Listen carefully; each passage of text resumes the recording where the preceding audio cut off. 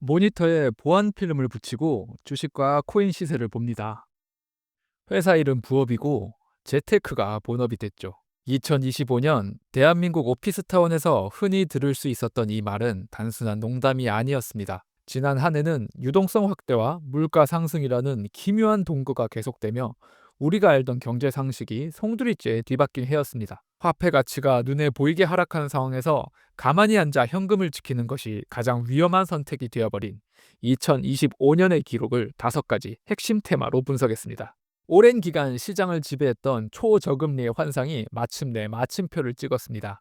하워드 막스를 비롯한 글로벌 투자 거물들은 우리가 과거와는 전혀 다른 금리 환경에 놓여 있음을 경고했습니다. 미국 금리가 연 3.5% 수준에서 유지될 것이며 이로 인해 과거와 같은 저금리 기반의 레버리지 투자 시대는 끝났다. 2025년 한국은행은 기준금리를 2.5%까지 인하했습니다. 하지만 이는 물가가 잡혀서 내린 축배가 아니었습니다.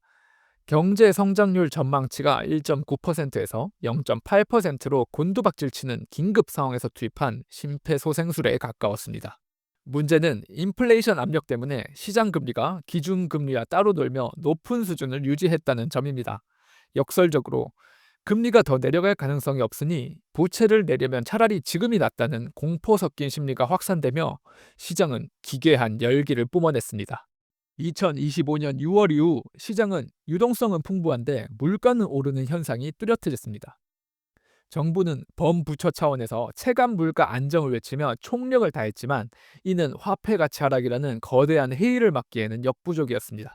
2025년의 상황은 자산 가격이 오르는 것이 아니라 우리가 가진 현금의 가치가 녹아내리고 있는 것이 본질이었습니다. 인플레이션이 지속되는 환경에서는 현금을 들고 있는 채권자보다 실물 자산을 가진 채무자와 자산 소유자가 절대적으로 유리한 국면이 전개되었습니다. 프랑스 국채가 로레알 회사채보다 금리가 높아지며 정부 발행 채권도 더 이상 무위험 자산이 아니라는 인식이 확산된 것도 이 시점입니다. 결국 현금은 불리하다는 인식이 대중화되면서 자산 시장으로의 자금 유입은 멈추지 않았습니다. 화려한 주식시장의 전광판 뒤편에서는 침체의 그늘이 깊게 드리웠습니다. 2025년은 밑바닥 경제의 부실이 수면 위로 터져나온 해이기도 합니다. 1분기 신용카드 연체율은 10년 만에 최고치를 기록했고 미국 카드론 디폴트는 14년 만에 최대치를 경신했습니다. 특히 3호 신용 부도율이 8%까지 급등하며 신용 경색의 카나리아가 울기 시작했습니다. 주식시장은 버블 논란이 일 정도로 뜨거웠지만 고금리와 물가를 견디지 못한 서민 경제에서는 부실 채권 위험이 고조되었습니다. 주식시장은 가계부채라는 화산 위에서 춤을 추고 있다는 비판이 나올 만큼 자산 불평등의 골은 깊어졌습니다. 신용 경색의 위험이 커지자 시장은 냉혹한 옥석 가리기에 돌입했습니다. 더 이상 모든 자산이 우상향하는 시대는 없었습니다. 실제로 CJ CGV와 같은 비우량 회사채는 1천억 원 규모가 전량 미매각되는 사태가 벌어진 반면 확실한 수익을 보장하는 우량 기업에는 자금이 쏠리는 양극화가 극에 달했습니다.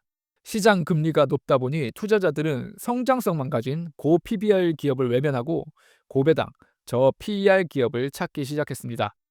채권 수익률을 압도하는 실질적인 현금 흐름을 증명하지 못한 기업은 시장에서 철저히 버려졌습니다.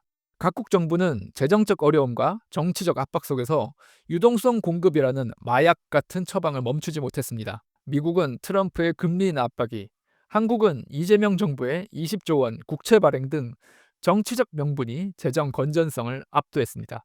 일본은 30년 만에 기준금리를 0.75%로 인상하며 긴축의 신호를 보냈지만 시장에 풀린 유동성의 홍수를 막기에는 역부족이었습니다. 이러한 돈의 대폭발은 미국의 통화량을 사상 최대치로 끌어올렸고 전 세계적인 통화 가치 하락이 가속되었습니다. 각국이 자국의 이익을 위해 정책을 엇갈리게 운용하면서 글로벌 공조는 균열되었고 그 틈새에서 자산 버블만 더욱 부풀어 올랐습니다. 2025년은 물가 상승, 고금리의 고착화, 그리고 잠재적 부실 채권 위험이라는 세 가지 악기가 불협화음을 낸 한 해였습니다. 겉으로는 자산 가격이 오르며 풍요로워 보였지만 그 이면에는 유동성 환상과 신용 경색이라는 거대한 파고가 서서히 높아지고 있었습니다.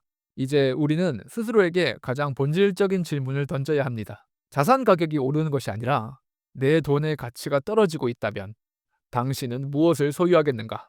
2026년은 각국 중앙은행이 자신들이 방치한 인플레이션을 잡기 위해 금리 인상을 강요받는 시기가 될 것입니다. 단순히 무엇을 살까를 고민하기보다 부채의 늪에서 벗어나 어떻게 살아남을 수 있는 우량 자산을 선별할 것인가를 고민해야 합니다. 지키는 투자가 곧 버는 투자가 되는 진정한 실력의 시대가 다가오고 있습니다. 이상 페라리 주주였습니다.